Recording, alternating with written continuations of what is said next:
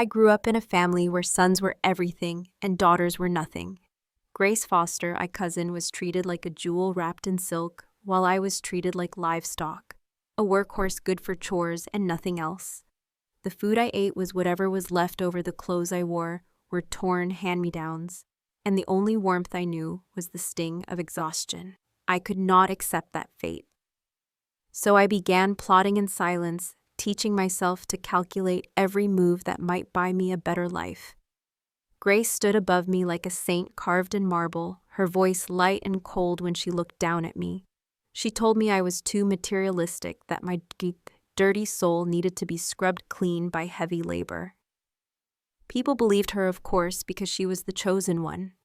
But years later, it was me they called lazy, sly, and vicious, the girl who married rich and cut ties with her rotten family to live a full and radiant life. Grace, once as delicate as a chrysanthemum trembling in the autumn breeze, was left to endure the very hardships that had nearly broken me in my childhood. Even now, I remember staring at the table and asking why my cousin and my brothers Aaron and Brian always had eggs in their bowls, while I worked until my back ached and was given nothing more than sweet potatoes. My mother pinched my arm so hard I yelped. Her voice was like ice when she told me, "You are not like your cousin." I cried, begged for mercy, and learned then that I would never get answers if I asked. So I stopped asking and began to watch quietly, biding my time. In our small Texas town, nearly every family favored sons over daughters. It was no surprise that mine was the same. Grace had always been treated like a son, protected and pampered, while I and the other girls worked ourselves bloody in the fields until our small hands were rough and scarred.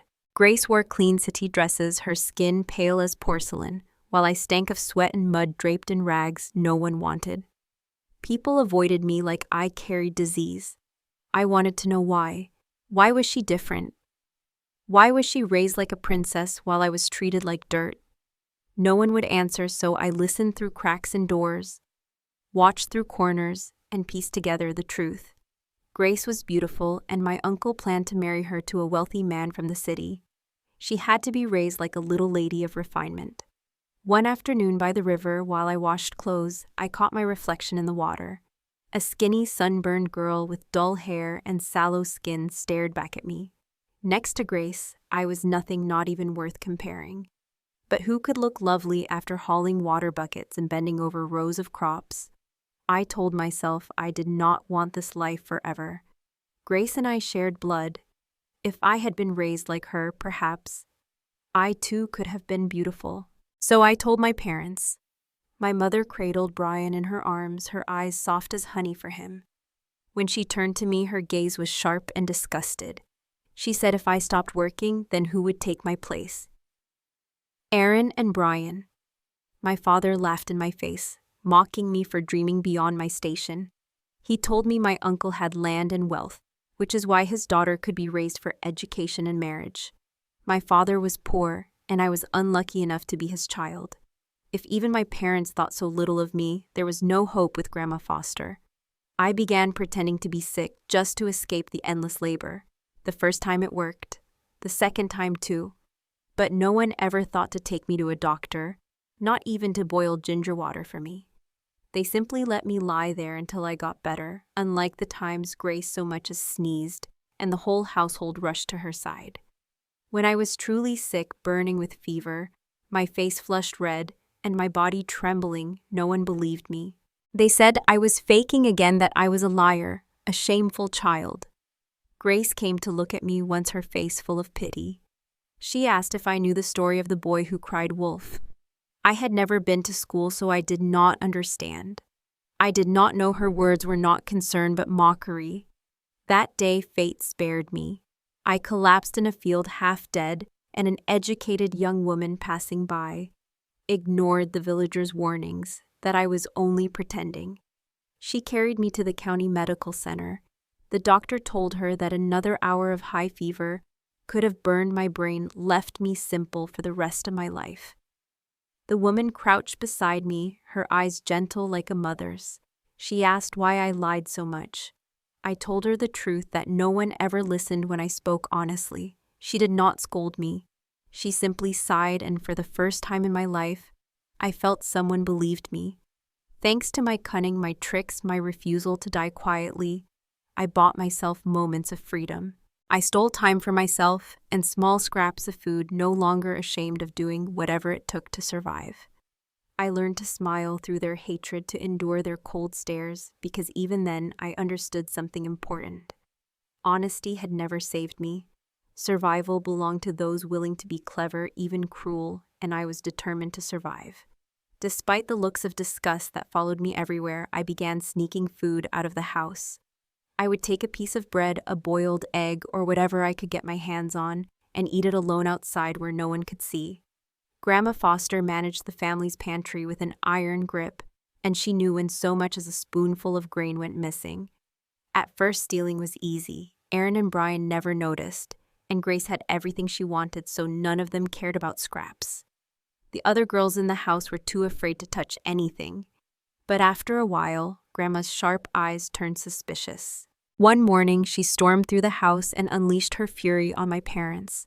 She screamed that their useless daughter was lazy and greedy, always eyeing the eggs in Grace's bowl. She said I was the only one getting plumper, the only one whose skin was beginning to look fairer. Who else could be stealing? I cried and swore to the heavens that I was innocent, lifting my face to the sky and promising that if I had taken anything, lightning could strike me dead. Grandma half believed, half doubted. I knew oaths were meaningless. Heaven had never punished the wicked in my world, but people in our little Texas town clung to their faith in gods and spirits. So I gave them what they wanted. I began leaving signs that looked like the footprints of a fox spirit outside the storage shed. I whispered prayers loud enough for Grandma to hear. Soon she was trembling, muttering all day that the spirit must be protecting our household. I played along sweetly, telling her that Grace was so beautiful, she must have been blessed by the fox spirit itself. For a while, that trick worked. But I knew fear fades when hunger sets in. One day, Grandma would stop being afraid, and I would need another plan. While I struggled for scraps, Grace was preparing to go to school. My eyes widened when I heard the news.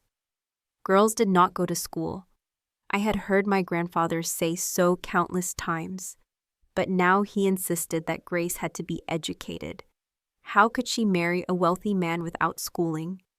Grace lifted her chin and corrected him, saying she was not going to marry a rich man, but a great man. My grandfather grumbled that it was the same thing. At first, I told myself I did not care. School was not for someone like me, but in town, a few other girls had started classes. They spent less time in the fields, and their faces grew softer. Their manner different, touched with something my cousin called the air of books. I wanted that. I wanted it so badly it ached.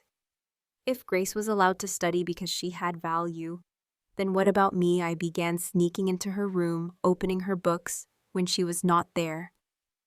No one taught me yet I managed to understand. For 6 months I read in secret, memorizing lessons by the dim glow of a lantern. Grace never noticed. I thought the time had come to prove myself. One evening, I stood before the family and showed them how easily I could recite passages, how quickly I could solve sums in my head. I told them I would study hard, that I would make it to college. I expected at least a spark of pride, maybe surprise. Instead, their eyes were filled with resentment. Even Grace, usually so calm, snapped at me. She accused me of being a thief, of stealing her books the way I stole food. Grandma exploded. She had always suspected me of stealing, and now she had proof. She beat me until my bones felt like they would shatter and locked me in the firewood shed. The air was damp, the smell of mold thick around me, and no one brought food or water. This punishment was harsher than anything before, and I was certain I would die. After what felt like days, the door creaked open and sunlight spilled in.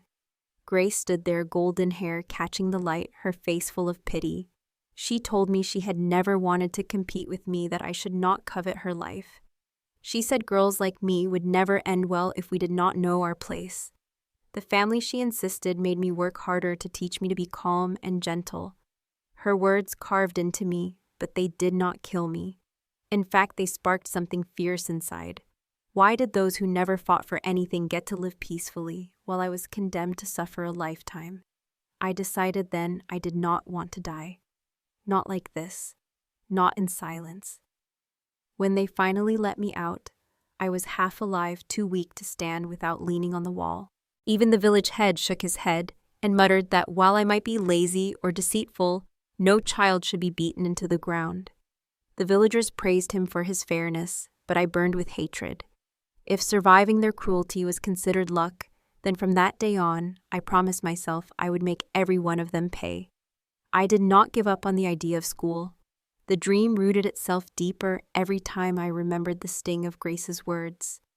I told Aaron and Brian that I would do their homework for them if they shared their textbooks. I offered to take on any task they wanted so long as I could read. My hands were quick, my memory sharp, and I learned more each day. But it was never enough. So I turned again to cunning.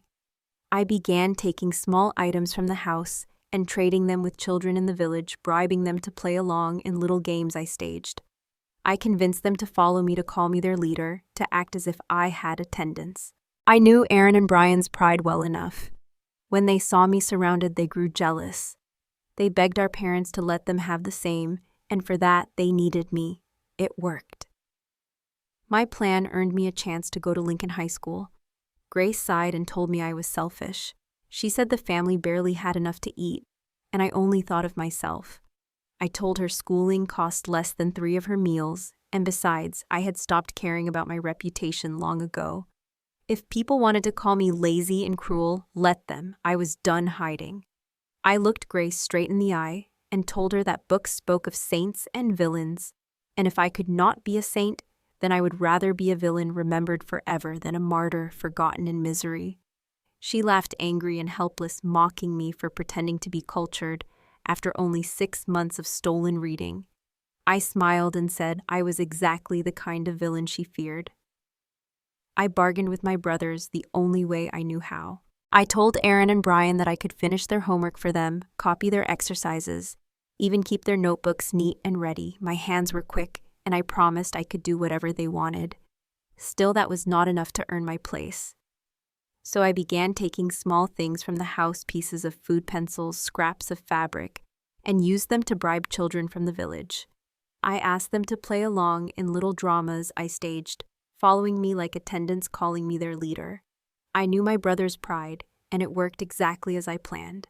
When they saw me surrounded, they grew jealous and begged the adults for the same treatment. At last, my chance came, and I was allowed to attend Lincoln High School. Grace sighed at me, her voice heavy with scorn. She said I was selfish, that the family barely had enough rice to eat, and I only thought of school for myself. I told her schooling cost less than 3 of her meals, and I said it plainly because by then everyone already called me lazy and cruel. No one wanted to play with me anyway, so why bother hiding what I truly thought? I looked her in the eye and said that books were filled with saints and villains, and if I could not be a saint, then I would rather be a villain remembered forever than a martyr who died poor. Her lips trembled with anger, but she laughed bitterly, accusing me of pretending to be cultured after only 6 months of stolen reading. I smiled and told her she was right. I was exactly the kind of villain she feared. My first day at school, Aaron and Brian wasted no time. They ordered me around like a servant, made me run errands, clean the classroom, do their assignments, and fetch their things. I was so exhausted, I barely had the strength to listen to the teachers.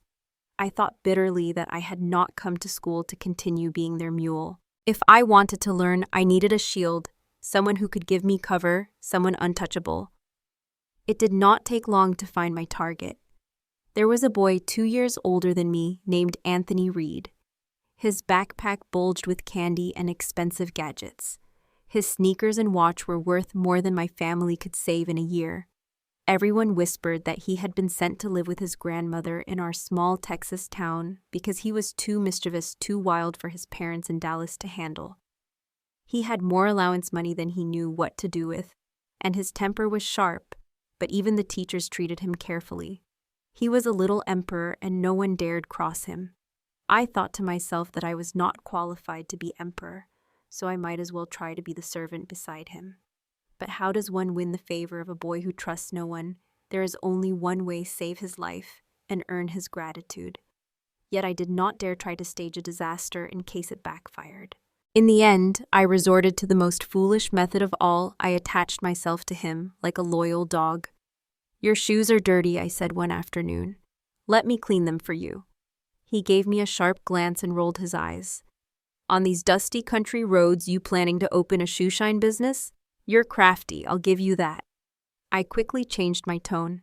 "Then let me help with your homework, tidy your desk, mop the classroom floor." He snorted. "You already serve half the kids in your house and still have time to follow me. Why?" His eyes studied me, curious and suspicious. I lowered my gaze, my voice soft and trembling with practiced sadness. "If I don't do this, I won't have food to eat at home." He looked me over at my skinny frame and arms like sticks, and muttered under his breath, "You look like a refugee." Tilting his head, he asked with mocking curiosity, "Were you picked up from a trash bin or something?" I shook my head, eyes shining with tears, though I forced myself to meet his gaze. "Then, could you pick me up from the trash and keep me?" Anthony burst out laughing, tossing me a handful of candy. "Fine, you're not as childish as the others. From now on, you can follow me. But you listen to me, do what I say, and if you behave, you'll get candy." With his protection, I no longer had to waste all my time serving Aaron and Brian. When they realized I had found shelter under Anthony's wing, they grew angry and threatened to tell the adults that I was betraying the family. They thought this would get me banned from school, but I was not afraid anymore. One evening, I came home with my head held high and announced that I was Anthony Reed's friend. No one believed me, of course. They laughed in my face. So I emptied my pocket and poured out the brightly wrapped candies Anthony had given me, laying them on the table as proof. Their laughter stopped, and in their silence I felt the first taste of victory. I made sure Grace noticed when I mentioned Anthony Reed. I told her that he carried more candy and snacks in his backpack than our family saw in a week, and that his allowance money could fill a small chest. I wondered aloud if all his city friends lived like that. When my uncle heard Anthony's name, his eyes lit up, and he smiled like he had won a prize. He clapped me on the shoulder and said I was smart to make such a good friend, then told me to keep studying. I knew what he was thinking, that maybe one day Anthony could be useful to him, but I did not care. Anthony was easier to live with than my own blood. All I had to do was flatter him a little, and he treated me like he was fattening up a stray. He gave me candy chips and cookies, and I traded those for bowls of rice with eggs or scraps of meat. Within one semester, my body began to change. My face filled out, and I no longer looked like the half-starved child I once was. Grace could not stand it. She lashed out, saying I was clinging to Anthony like a parasite, that I disgusted people and embarrassed her by calling myself her cousin. She insisted she would rather die of hunger than live on charity. She said I had hands and feet and should earn my own living. Before I could reply, Anthony himself appeared. His voice was sharp with anger as he demanded to know if Grace had ever seen how her cousin lived. Did she know what it meant to go to bed hungry? To carry wounds from farm work like a brand? To look more like a child from a famine poster than a girl with a family? He sneered that anyone who did not know better would think I was an orphan, while Grace enjoyed her life like a little city princess. Grace flushed red, choking on her words. She tried to say that all the girls in the family lived that way, that she was simply born more beautiful and so deserved a little more. Anthony's eyes flashed with contempt, and he told her to get lost. Grace was so humiliated, she ran away in tears. I looked at Anthony, then the way a child might look at an angel, my eyes wide with awe. I told him he was amazing, that he treated me better than anyone, and that one day I would repay him. He laughed and ruffled my hair, calling me wicked for even imagining I could ever repay kindness, but I could see he was secretly pleased. Yet Anthony could not stay forever. He told me when he moved on to middle school, he would have to leave. Before he left, he pinched my face and warned me never to take another boy as my protector, promising he would send things for me. I nodded obediently, but in my heart, I knew I would have to find someone else when the time came. At Lincoln Elementary, there was no second Anthony. Fortunately, my grades were strong. I targeted a young teacher with a kind heart and managed to win her protection. She made sure I had the chance to sit for the exams for junior high. After I passed, I wrote Anthony a letter, but no reply came. I was disappointed, but I reminded myself he was not my only path forward. When my family discovered I no longer had contact with Anthony, they took it as an excuse to stop paying for school. They said there was no money and poured every resource into Aaron and Brian. They told me I would end up in the fields anyway, that I should quit. I begged, but they ignored me. Desperate, I lowered my standards and turned to a local thug. He was reckless, a gambler, but he had a sense of loyalty. I coaxed him into naming me his goddaughter. It sounded ridiculous, but I needed him to be my shield. He dealt with my family in ways I could not, demanding money and handing part of it to me. With his help, and with what little I earned by less than honorable means, I kept studying. For 3 years of junior high, I lived apart from my family, staying in a cheap boarding house with my godfather and his friends. By the time I earned admission into a prestigious high school in Austin, I had almost completely severed ties with the Fosters. It was then my family suddenly remembered me. "You must miss home by now," my mother said sweetly when she visited. She told me she had cooked my favorite dish, that everyone was waiting for me to come back for dinner. She smiled with tenderness, and for a moment I almost believed her. Then I tilted my head and asked quietly, "Do you really think I am smart now, Mother? All these years you called me stupid, worthless. Now a few sweet words are supposed to bring me back." Her smile faltered and she left in silence. Not long after, my uncle came with gifts and money. He told me living with street thugs had ruined my reputation, that no decent man would marry me if I kept it up. He said the family had changed their opinion of me, that they wanted me back. He tried to threaten me, hinting he could have my godfather arrested. I smiled coldly and told him I did not believe a man who had once tried to sell his niece for favors. His face darkened, and for a moment I saw his fists clench. I knew I had struck true. My uncle tried a few kind words, but in the end, his true face showed. He threatened that he could call the police and have my godfather and his friends locked up. I took the gifts and money he offered, smiled coldly, and told him I did not believe for 1 second that a man who once tried to sell his own niece for favors had the guts to follow through. My words cut him, and in his rage, he did have my godfather arrested. I still visited the old man and his crew, feeling a pang of guilt. But when I looked at the money I had saved over the years, I thought with bitter clarity, "Thank you, Uncle."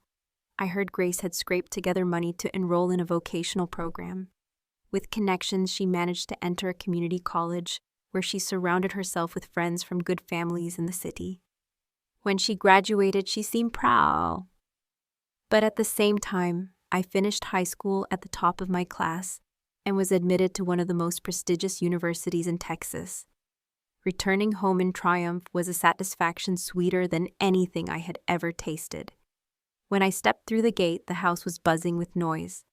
I lingered outside for a moment and realized a matchmaker had come to set Grace up. The man she was being introduced to was one of the same fools my godfather had once extorted money from. A shallow, rich boy with more cash than sense. I had no intention of interfering, nor did I feel any urge to save her. After listening long enough, I slipped on my shoes and walked calmly into the old yard. Inside, people glanced at me with confusion. Many did not recognize me at first until my uncle spoke up, forcing them to paste on awkward smiles and greetings. Grandma exclaimed that I had finally come home, called me careless for caring only about books, and urged me to sit down for dinner. Children tugged at my sleeve, asking if I had brought candy. The room buzzed with excitement, and I found the performance almost amusing. Grace, however, remained cold as stone. Her voice was sharp when she accused me of arrogance, saying I returned only to flaunt myself and mock them, that I was unfilial and unwelcome.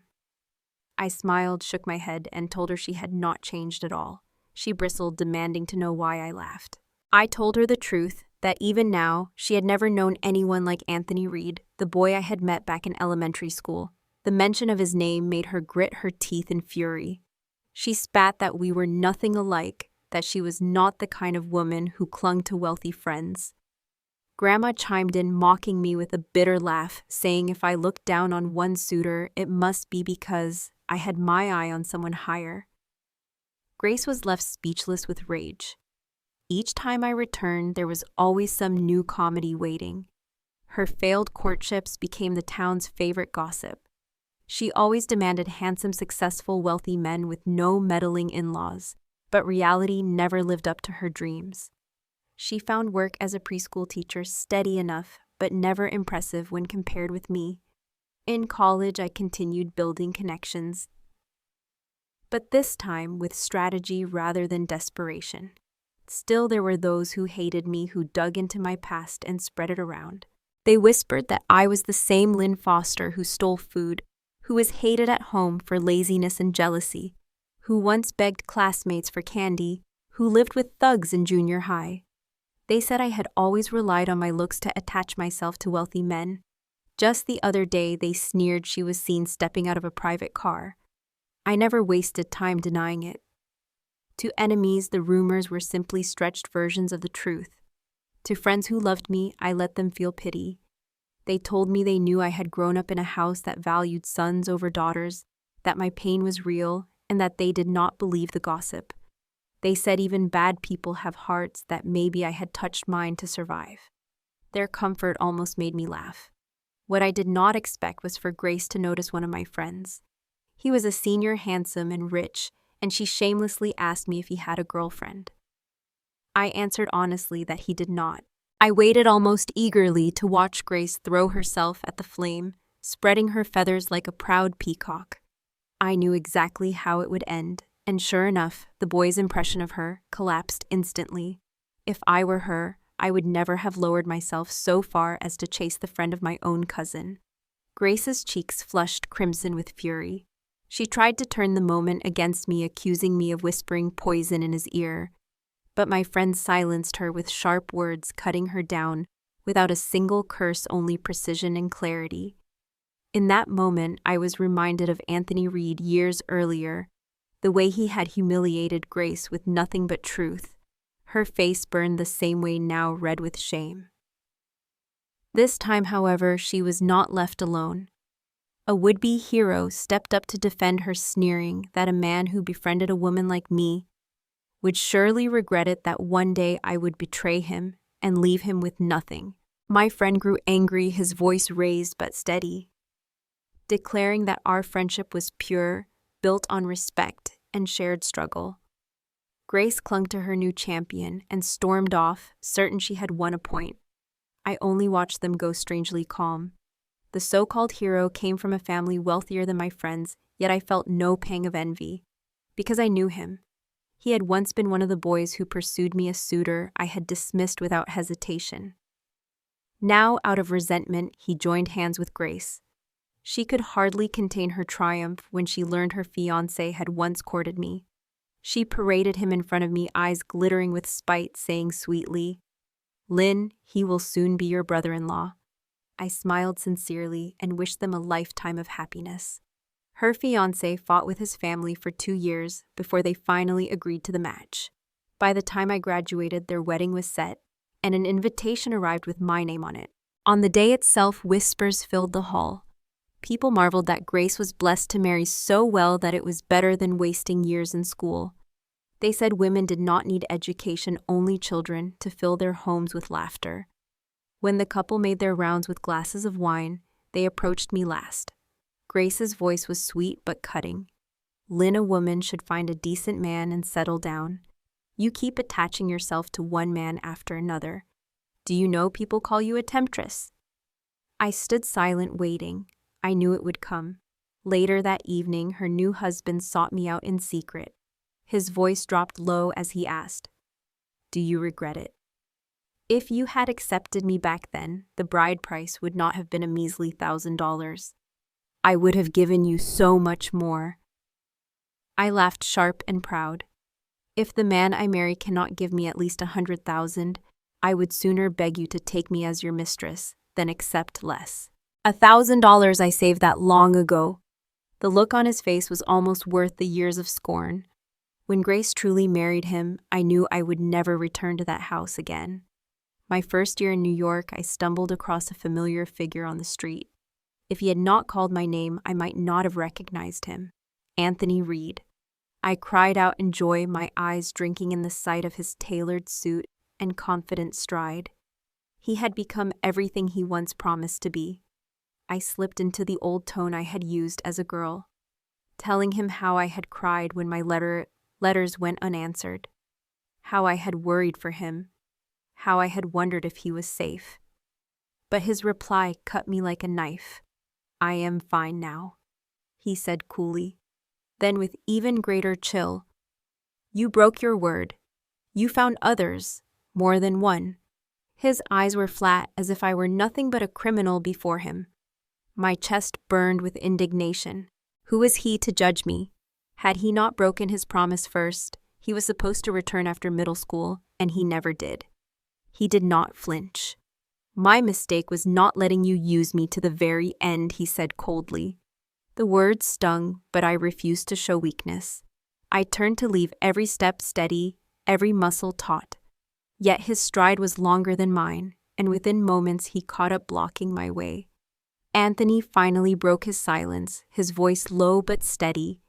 He told me that back then, when his family's troubles forced them to move overseas, he had wanted to return, but never had the chance. Instead, he had friends keep watch over me, my middle school teacher, a classmate whose mother was his mother's friend, even the older student from college who wrote him letters about me. I stopped in my tracks, my laugh bitter and sharp. "So what?" I asked. "You shadowed my life from a distance, and now what do you want me to do about it?" He looked at me without blinking. "Lynn, I know you can be ruthless, but I can give you what you once asked for, a dowry of $100,000. The shift in me was immediate. My indignation melted into something softer, my face warming as if I could slip back into the girl who once followed him like a stray. "You mean all this time you never forgot me? You kept helping me even if I didn't know it?" Anthony laughed then. A laugh that carried both disbelief and a strange affection. "Lynn Foster, you never disappoint." He told me how life abroad had been hard, how every day felt like it could be his last, how he worried he might not make enough money to be worthy, even in my calculating eyes. Whether he exaggerated or not, the money he spent on me was real enough. Together we began to build something.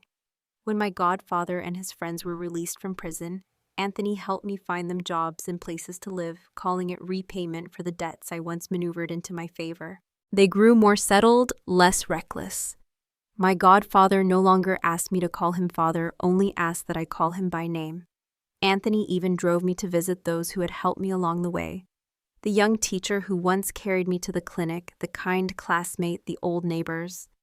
For once, there was no ulterior motive. We repaid kindness with kindness.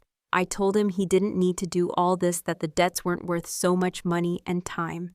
But he looked at me serious and unwavering and said, "You are worth it. I know the tricks you used to survive, the compromises you made. From now on, you can live without begging for crumbs from anyone." After we married, Anthony made sure everyone knew. He drove me back down the muddy roads of my childhood, stopped at each house, and handed out gifts that only city folk could afford. He told anyone who would listen, "This is the same girl you once called lazy and worthless. Look at her now. She lives better than all of you." His voice was proud, but in my chest, I felt a twist of pain mixed with triumph. Maybe this was what victory felt like, half sweet, half bitter. The girl who once played the servant had become the queen. I told myself it was time to learn generosity. Thanks to my education, my polished background, and the refinement I had carved for myself, Anthony's family could find no fault in me. Because the woman they knew was exactly who Anthony wanted them to see. In their eyes, I was a survivor, a woman who had risen from hardship into grace, someone to admire. I began to change slowly, teaching myself not to view people only as opportunities. I even let myself form a friendship with someone I thought had no hidden agenda. But of course, her intentions were not pure, and her betrayal slapped me back to the start. When I struck back, Anthony only smiled, gently urging me to try again. "Don't you think I need a therapist?" I asked him once, half joking, half afraid of the answer. There must be something wrong with me. He shook his head without hesitation. You're perfectly normal. Sick people need doctors. You were just forced to be sharper than the rest. If anyone quit first, it was me, not you. Maybe he was right. Maybe there was no such thing as completely selfless relationships in this world. Maybe it was enough not to be used until it hurt. And for the first time, I realized I was beginning to love him. When I found out I was pregnant, Anthony Reed celebrated as if it were a public holiday. He even launched a charity drive in my name, saying that if the woman he loved was giving life, the blessings should be credited to her as well. I still had the habit of eavesdropping and overheard him mumbling outside one evening. She really is a good woman, he said softly. I hope from now on her life will be free of storms, and in her next life, she'll be born into a family that deserves her. We had a daughter, a beautiful little girl we named Hope Reed, her name chosen to mean protection and preservation. But Anthony and I both had our flaws, and I knew our child would inherit more than just our smiles. From the time she could walk, she carried the cunning spark of a street merchant watching faces, calculating moods. If she sensed we were ready to scold her, she slipped away before the words left our lips. If she wanted something, she coated her voice in honey until our hearts melted. Anthony looked both proud and exasperated, groaning that she would be impossible to discipline. I only laughed, chest swelling with pride. She's my daughter, I said. No matter where life throws her, she'll land on her feet. But life was not so kind to Grace Foster. She had grown up believing virtue alone would secure her happiness. She told herself she was blessed with a father who wanted to raise her gently, who shielded her from chores, who insisted she be kept spotless, while her cousins labored in the fields. Grace wore clean dresses, never smelled of sweat, and thought it enough to protect the family name. She believed that by being dutiful and pure, she would surely have a comfortable life. Yet lately she had grown restless, envious of me, though she would never admit it. She scorned me as dirty, shameless a girl, unworthy of education. She said the classroom was sacred ground and a girl like me only stained it. She told herself my rise was temporary, that evil would meet its due punishment. She believed her own life, bound by filial piety and good manners, would one day be rewarded. She married a college-educated man who fought against his family to give her a name, a place, and the face of respectability. But after marriage, the weight of reality pressed down. Her parents and siblings begged constantly for money and favors. They urged her to have her husband pull strings for jobs to buy them things to cover their debts. Their greed never stopped, and when she tried to resist, they came banging on her door, humiliating her in front of her in-laws. Grace began to envy me, the cousin everyone once scorned, the sharp-tongued woman no one dared cross. She could not understand how her life had soured. She told herself she was the good one, dutiful, faithful, obedient, yet here she was bruised and weary, while I lived in strength. She gave birth and discovered the agony of labor, the loneliness of nights spent nursing a child, while her husband buried himself in work. She told herself she could not blame him. He carried the burden of the household. She told herself she should honor her mother-in-law and endure, but the pain repeated day after day until she could no longer hide the truth from herself. Her husband grew cold, criticizing her spending, saying she shopped like a woman who did not know her place. She tried harder, folding herself into the shape of the perfect mother he demanded, but it was never enough. When she discovered he was having an affair, she swallowed her fury and told herself to be generous, that perhaps he strayed only because she had devoted too much time to the children. But generosity bought her nothing. Soon the mistress arrived with a child of her own, stepping brazenly through the front door. One night her husband looked her in the eye and said the words she had always feared. "Grace, it's time. I want a divorce." And just like that, Grace Foster, once the pride of her family, was left standing in middle age, with nothing. By the time Grace's divorce was final, she had been away from the workforce for too long. The only job she could get was a meaningless desk position where her boss dismissed her as incompetent and left her to sit, idle, invisible, hopeless. Her relatives never stopped knocking at her door, begging for money, favors, and connections. When she refused, they shouted that she was worthless, that she could never measure up to Lynn. She only gave Anthony one daughter, they sneered, yet he remains loyal to her forever. Impossible. It has to end badly. Grace clung to that thought, whispering to herself that one day Lynn would face a tragic downfall, but she never got the chance to see it.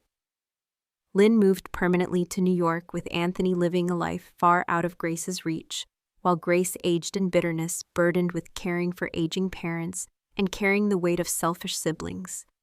Her children never understood. They resented her for leaving them with their father after the divorce. They hurled accusations that sliced deeper than any insult. Didn't you know stepmothers never loved their stepchildren? If you couldn't raise us, why have us at all? You deserve the miserable life you got. Grace could only bow her head, hearing in their voices the echo of every mistake she had ever made. Meanwhile, in the Reed household, life moved in a different rhythm. When I gave birth to our daughter, Anthony had organized a grand charity drive in my name. I laughed when I overheard him late one night whispering to himself that if he gave in my honor, then the blessings should count for me as well. She really is good, he murmured. May her life finally be free of storms. And if there's another life, may she be born into a family that deserves her. We named our daughter Hope Reed, the promise of being protected and cherished. Yet even as I held her, I knew she would inherit our flaws as much as our love. And she did not disappoint. She grew sharp-eyed and calculating, quick to read a room, quick to disappear when she sensed trouble. When she wanted something, she coated her voice with sugar until no one could resist. Anthony groaned that she was too clever for her own good, impossible to discipline. But I only smiled with fierce pride. She's my girl, I told him. No matter what life throws at her, she'll survive. Anthony never stopped reminding me that he had believed in me from the very beginning. In his private journals, which our daughter stumbled upon years later, he had written of those early days in Texas when he was sent away for fighting too much in the city. When he first met me, dirty, hungry, but sharp as a blade. She knows how to twist people to her advantage, he wrote. She bleeds me of candy and pocket money without shame, and I don't mind. One day she might repay me. He had wanted to take me with him back then to shield me, but when his family left for overseas, he had cried, unable to say goodbye. Even in his writings, he admitted I was no sentimental girl. I was practical, relentless, never wasting time on feelings. He worried I would be swallowed by the cruelty of the world, yet he trusted my cunning to keep me alive. He sent money through others, not knowing if I would even realize it came from him. She said once the man she marries must give her a dowry of 100,000. He scribbled with both amusement and awe. Who would be foolish enough to give her that much? He answered his own question years later, me. Because she is worth every cent. As Anthony grew older, wealthier, more powerful, his devotion only deepened. At 30, I still have money. At 40, even more. At 50, I'm richer than ever. At 60, she tells me that even if I had nothing left but the will to fight, she would still stay by my side. He never let me see his doubts, but in those pages he confessed he feared running out, feared I would never accept a life without riches. Yet he always chose to believe that my love, once hardened by survival, had softened enough to last. And he was right. I loved him more fiercely than I had ever thought myself capable.